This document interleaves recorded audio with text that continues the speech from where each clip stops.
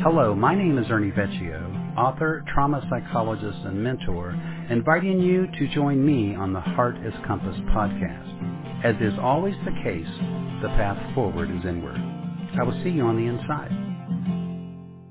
I mean, because we all have narcissism in our makeup. We all get the same endorphins, we get the same adrenaline when we get a narcissistic fix, whatever it may be. If we forget humility, then we get stuck in our reflection. And in that stuckness is the narcissism. So think about that, Irma, what that really means. Let's take it out of the context of money now and say that your goal in life is to take whatever self-esteem your parents gave you, whatever self-confidence that you achieved in the acquiring of the self-esteem, whatever you got is what you started with, and then you grew up, acquired more self-esteem and more self-confidence. What are you supposed to do with that? That increased esteem and that increased confidence. What are you supposed to do with it? Create a meaningful life? I don't know. Yeah, well, that, of course. Yeah, what else? Create, evolve. Getting colder. You're getting colder and colder. Oh, no.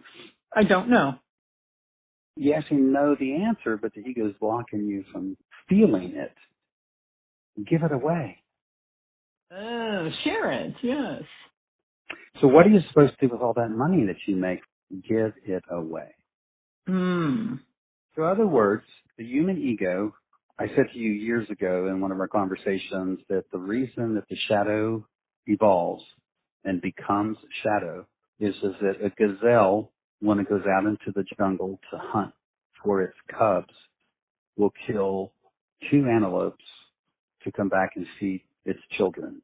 Where mankind will go out and kill 2 gazelles to feed the family, 6 more to put in the freezer, and another 15 more to sell to the guy down the road. We don't draw a line in the sand and say enough is enough. They take more than what they need. So what we're supposed to do spiritually, and again, this is a value or an ethic that's in every spiritual teaching on the planet. What good is all this incredible esteem and worth? And I used to say this to my patients all the time. They would come in with self-esteem, self-worth issues. These were non-disabled, just normal folks. I'd make a pact with them. I will help you raise your self-esteem. I will help you raise your self-confidence. You got to make a promise to me. And they would go, what is it that you give it away? Because what else would you do? Put it in a coffee can and bury it out back, right? And save it for a rainy day. So it's the same thing with spiritual evolution or monetary success. What we're not saying to the people that are monetizing their salvation, saving their own lives, is once you get to whatever enough is, stop right there and give the rest of it away. Wow. What a difference that would make in the world. Yeah. It's interesting because I think that that's a little bit, going back to what you said in the podcast about there's a lot of missing pieces. Well, that's one of the missing pieces, I think, in the consciousness empowerment movement or the enlightenment movement is that there's not enough humility.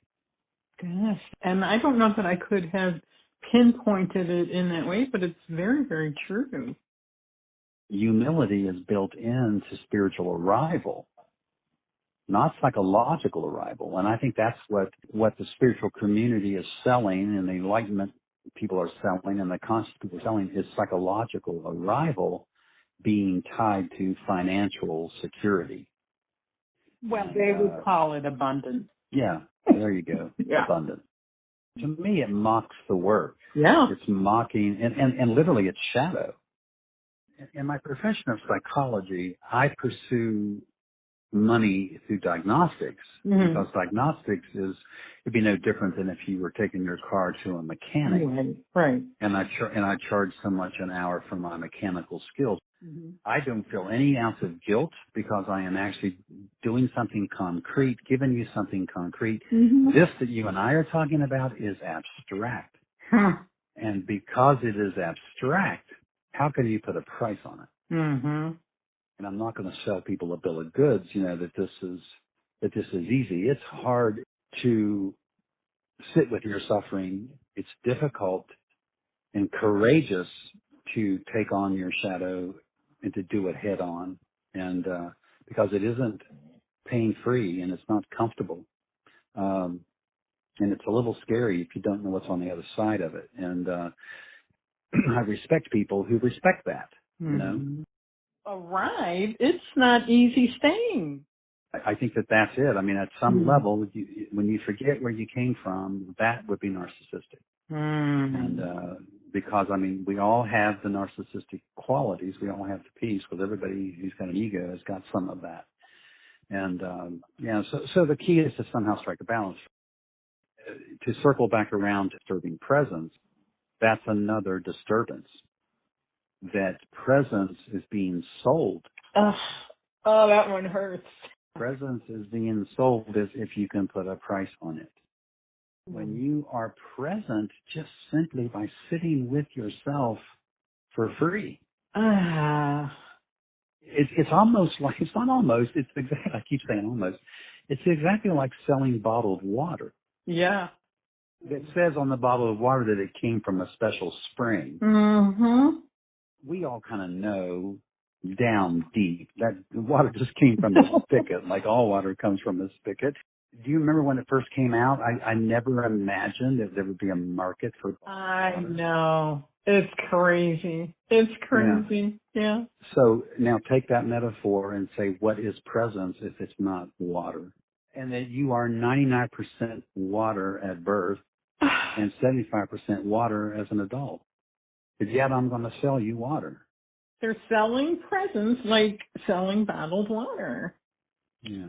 I was going to say presence is our natural state. It's the soul's natural state, but it's not the human being's natural state. I mean, the natural state of a human being is anxious and idling. The natural state of being is just simply being. I mean, a tree doesn't have to do anything to be a tree. And we don't have to be anything to be this animated intelligence that we are. Yeah. We just have to get out of our own way for us to experience that animated intelligence, whatever it may be. But yeah, repackaging it. I mean, like I said, the Ram Dass book, Be Here Now, was written in the 60s and then totally writes The Power of Now, in the 90s. He just repackaged what Ram Dass wrote. It's the same stuff. The needle turns in our compass heart.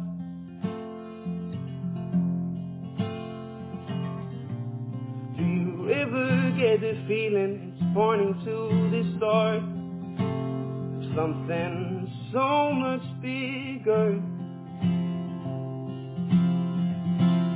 so much better?